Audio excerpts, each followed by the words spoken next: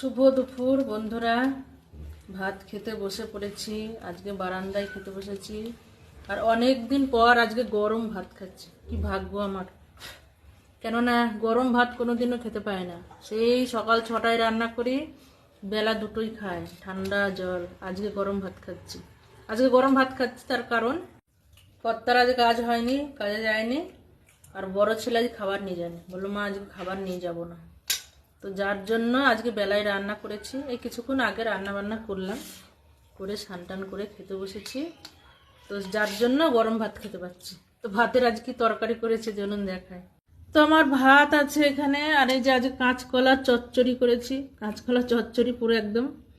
আর এই কালকেকার শুকটি মাছের ঝাল একটুখানি রয়ে গেছিল, তো সেটা গরম করে নিয়ে নিয়েছি। আর এই যে আজকে করেছি বাটা মাছ, সর্ষে বাটা দিয়ে ঝাল। কর্তার আর আমার মাছ এখানে আছে।